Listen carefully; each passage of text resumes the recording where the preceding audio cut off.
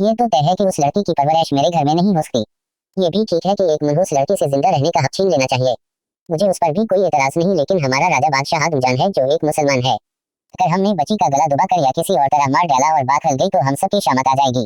इसलिए उस सिलसिले में ऐसी तदबीर की जाए कि सांड भी मर जाए और लाठी भी न टूटे। एक और ज्ञानी दानिश्वर ने कुछ माकूल मशवरा दिया। उसने कहा, यह भी हो सकता है कि बच्ची को एक लकड़ी के संदूक में डालकर दरिया में बहा दिया जाए। ये उसकी किस्मत के जिंदा बचे या डूब जाए, बहरहाल ये नहुसत और कलंक उस घर से निकल जाएगा। उस मशवरा को सबने पसंद किया। ममता की मारी देवी की सस्तियां भी दुम लग गईं, शायद उस ख्याल से कि बच्ची को संदूक में डालने के बहाने से उसके जिंदा बच जाने की एक उम्मीद महूम का पहलू निकलता था। देवी की ममता को उस दिन कुछ तसली ही हो गई थी। बस उस मशवरा पर अमल शुरू हुआ। हल्की लकड़ी का एक संदूक बनाया गया। यह एहतियात की गई कि उसके अंदर पानी न जा सके। ये जिम्मेदारी सूरदास और देवी पर डाली गई कि उस संदूक को वह अपने हाथों से दरिया के लहरों के स्पर्श कर देंगे। वो शाम बड़ी भयानक थी जब सूरदास और देवी बच्ची और संदूक को लिए हुए दरिया के किनारे पहुंचे। आसमान पर खून रंग शफ़ बड़े भयानक अंदाज से फैली हुई थी। महसूस होता था जैसे आसमान से खून की बारिश हो रही हो। सूरदास ने करख्त लहजे में हुक्म दिया, देवी जल्दी से बच्ची को संदूक में लटक लहरों के हवाले कर दो। उस हुक्म में किस कदर बेरहमी थी। फजाही चीख चीख के पूछ रही थी कि क्या एक बाप भी उस कदर जालिम हो सकता है कि वो अपनी बच्ची को खुद अपने हाथ से मौत के स्पर्श कर दे, इसे दरिया में डुबो दे। ये सवाल फजाओं ने दुनिया वालों से किया था, लेकिन वहाँ सिर्फ दो दुनिया वाले सूरदास और देवी मौजूद थे जो मिलकर बच्ची की जिंदगी का खात्मा कर रहे थे। वो उस सवाल का क्या जवाब देते, लेकिन फजाओं के सवाल का जवाब फजाओं ही की तरफ से आया। फजाओं में सरगोशियां हुई और यूं महसूस हुआ जैसे कोई कह रहा है मुझे कोई नहीं। उससे पहले भी बाप अपनी बेटियों पर ऐसे जुल्म ढाते रहे हैं। चलो इस्लाम से कबल जमाना जाहिलियत में अरबों बाप में दस्तूर था कि उनके घर में कोई बेटी पैदा होती तो वो इसे जमीन में जिंदा गाड़ दिया करते थे ताकि वो किसी को अपना दामाद न बना सके। दामाद बनाना उनके लिए सबसे बड़ी गाली थी, जल्द थी। सूरदास ने भी यही अमल दोहराया था।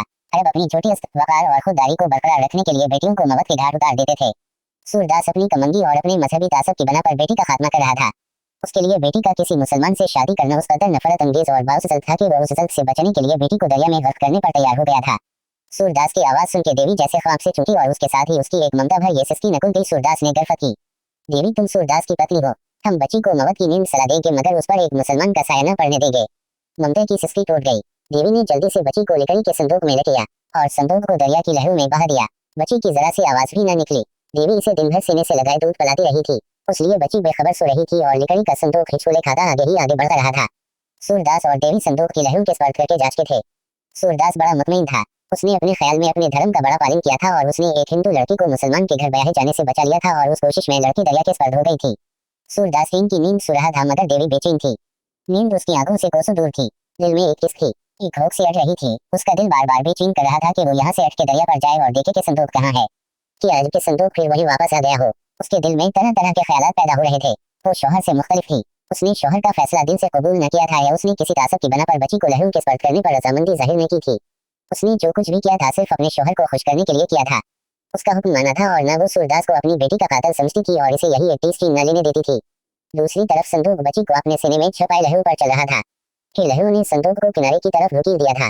उसकी रफ्तार कम हो गई थी। संदूक तमाम रात लहरों पर डोलता रहा यहाँ तक कि सुबह का धुंध लगा नमूदार हवा शबन मालूद खनखवा के झुमके चलने लगे। पार्ट 2। ये तो तय है कि उस लड़की की परवरिश मेरे घर में नहीं हो सकती।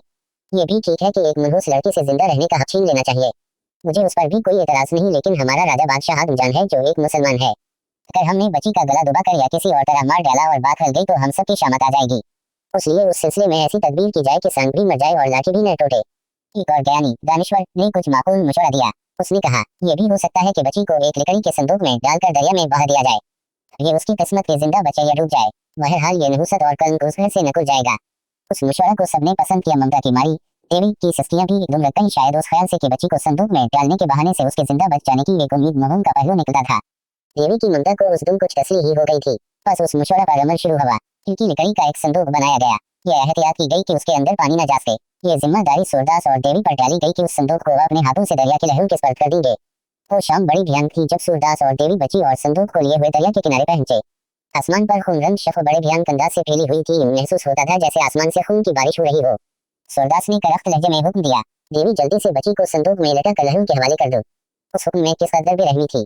फजाही चीख चीख के पूछ रही थी कि क्या एक बाप भी उस कदर जालिम हो सकता है कि वो अपनी बच्ची को खुद अपने हाथ से मौत के स्पर्श कर दे, इसे दरिया में डुबो दे। ये सवाल फजाओं ने दुनिया वालों से किया था, लेकिन वहाँ सिर्फ दो दुनिया वाले सूरदास और देवी मौजूद थे जो मिलकर बच्ची की जिंदगी का खात्मा कर रहे थे। वो उस सवाल का क्या जवाब देते, लेकिन फजाओं के सवाल का जवाब फजाओं ही की तरफ से आया। फजाओं में सरगोशियां हुई और यूं महसूस हवा जैसे कोई कह रहा है मुस्कुराता हवा चेहरा। मोहम्मद चौधारी ने उसका नाम रखा सिसिक यानी चांद। वो हंसती खेलती बची वाकई चांद का टिकड़ा थी। उस तरह मोहम्मद चौधरी के घर सिसी पलकर जवान हुई। उस जगह एक बात की वजाहत बहुत जरूरी है, और वो बात यह है कि अगरचे उस दास्तान सिसी पनु का ताल्लुक वादी मेहरान यानी सिंध से है, मगर पूरे पंजाब में ये दास्तान उस कदर मकबूल है कि इसे अलग अलग कई शुरा ने मंजूर किया है, मगर उस दास्तान को शायर ने पंजाबी जुबान में नज्म किया है। उन तमाम नज़्मों में एक ही दास्तान है और सबकी जुबान पंजाबी की जुबान है, मगर जनाब शेख अयास का सिसी पन्नू का मतन और उस पर लिखा गया तनकीदी मज़मून पंजाबी में लिखी जाने वाली सिसी पन्नू की दास्तान से मुख्तलिफ है। यहाँ तक कि शेख अयास के किरदार और वाक़यात भी मुख्तलिफ हैं। उस इख्तिलाफ पर बहस करना या तनकीदी नजर डालना एक कहानी नवीस का काम नहीं, इसलिए उस बहस से अलग रहते हुए सिर्फ ये कहूँगा कि मुझे शेख अयास के बयान करदा किरदार, वाक़यात और दीगर चीज़ें हकीकत से ज़्यादा करीब नजर आते हैं। इसीलिए मैंने उस कहानी की बुनियाद शेख अयास के मतन पर रखी है। उन अख्तिलाफ़ान पर अगर नजर डाली जाए तो हकीकत का फौरन पता चल जाता है। मिसाल के तौर पर सिसी पन्नू की पंजाबी दास्तान में सिसी को भंबूर के बादशाह आदमजान की बेटी बताया गया है और जुतशियों की बच्ची को मनहूस कहने पर आदमजान ने इसे दरिया की लहरों के स्पर्श कराया था। ये बात ज्यादा दिल को नहीं लगती, इसलिए कि एक मुसलमान बादशाह जुतशियों पर असकदर एतबार नहीं करता कि वो अपनी मासूम बेटी को संदूक में बंद करके दरिया में बहा दे। कोई मुसलमान ख्वाह वो फकीर हो या बादशाह अपनी औलाद को दरिया स्पर्श नहीं कर सकता। यह बात इस्लाम के भी खिलाफ है और शफक पदरी से भी बीद है। ये ठीक है कि अरब अपनी बेटियों को जिंदा दफन कर देते थे, लेकिन ये बात अरबों के दूर जाहिलियत की है। इस्लाम फैलते ही उसकी सख्ती से मनादी करा दी गई थी, जिस पर आज तक अमल होता है। कत्ल किसी का भी हो, कत्ल बहरहाल कत्ल है। किसी को गोली मारकर, खंजर भोंक कर या किसी संदूक में बंद करके दरिया में बहा देना, ये सब कत्ल की मुख्तलिफ सूरतें हैं। भंबूर का बादशाह आदमजान मुसलमान था, उससे उस किस्म की हरकत अक्ल से बीद मालूम होती है। उसके बरक्स शेख अयास ने सिसी का बाप एक नाबीना ब्राह्मण हिंदू बयान किया है और सिसी को दरिया के स्पर्श करने का फैसला नाबीना ब्राह्मण ने उसलिए किया था कि जन्म पतरी के मुताबिक सिसी जवान होकर एक मुसलमान से शादी करेगी। हिंदू ब्राह्मण मुसलमान से तासुब की बना पर यह बात बर्दाश्त न कर सका और उसने बच्ची को दरिया स्पर्श करा दिया। राक़म हरूफ ने उसको बुनियाद बनाकर कहानी मर्तब की है। इसी तरह दोनों मतलू में कुछ इख्तिलाफान हैं। सिसी ने जिस धोबी के घर परवरिश पाई उसका नाम उता गाजर पंजाबी मंजूम दास्तान में लिखा गया है, जबकि शेख अयास ने उसका नाम मोहम्मद चौधरी बयान किया है। दास्तान के आखिरी हिस्से में भी कुछ इख्तिलाफान मौजूद हैं। सिसी मोहम्मद चौधरी के घर पलकर जवान हुई तो उसके हसन का चर्चा दूर दूर तक फैला। पूरा भंबूर उस गुलाब की खुशबू से महक था। मोहम्मद चौधरी बड़े बड़े सरदारों के कपड़े धोता था। उसकी माकूल आमदनी थी। वो सखी और दरिया दिल था, मेहमान नवाज, ऐसा कि जब तक कोई मेहमान न आ जाए चौधरी नवाला न तोड़ता था।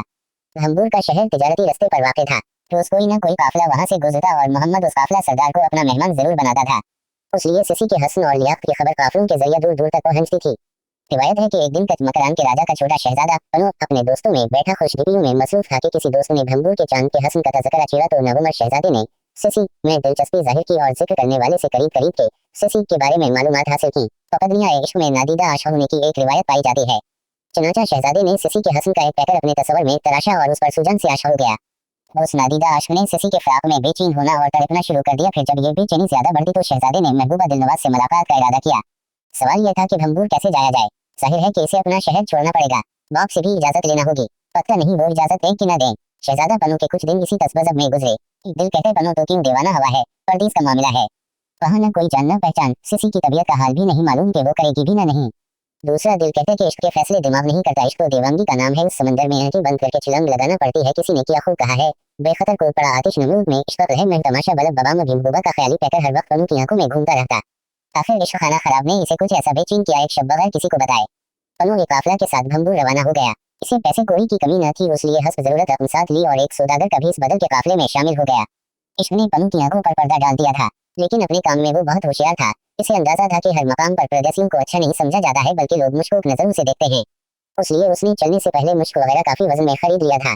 सालार काफिला से उसने यही कहा था कि वो खुशबूयात का ताजिर है और अपने मुल्क में काफी मशहूर है। बस उसने भंबूर पहुंचते ही खबर फैल गई कि दूर देश से एक मुश्क वगैरह का ताजिर आया है।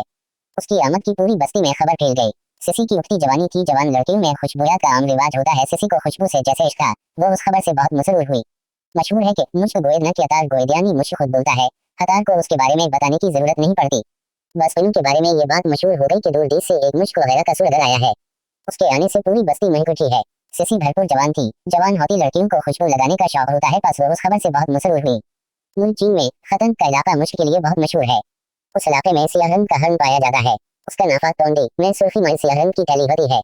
मुश्क खतन दुनिया की सबसे ज्यादा और इलाई खुशबू होती है। सिसी ने भी उसका नाम सुना था और बेचैन हो गई थी कि अरे तूने कभी मुश्क देखा है। सिसी ने एक सहेली से पूछा, देखा तो नहीं मगर उसकी खुशबू की तारीफ सुनी है। कहते हैं कि उसके नाम ही से तबीयत महक जाती है। सुना है कि पनु नाम का एक सौदागर आया है, वो मुश्क वगैरह बेचता है। वही मुश्क वगैरह सिसी खुश हो गई, फिर इसे जरूर देखना चाहिए। सिसी ने दिलचस्पी से कहा, किसे मुश्क वगैरह वाले को या पनु को, और सहेली खिलखिला कर हंस पड़ी। बस रहने भी दे, तुझे तो हर वक्त शोखी सोचती है। सिसी ने मुस्लिमी वसा दिखाया। सहेली ने अधर अधर देखकर राज दराराना अंदाज अख्तियार किया। आई मैंने सुना है कि मुश्क का सौदागर ऐसा खूबसूरत है कि देखने वाला देखता ही रह जाता है। मुझे इसे देखने की जरूरत नहीं। हाँ मुश्क जरूर देखना चाहती हूँ, सिसी ने पूरी दिलचस्पी से कहा। उसमें मुश्किल ही किया है, सहेली छेड़खानी के अंदाज में बोली।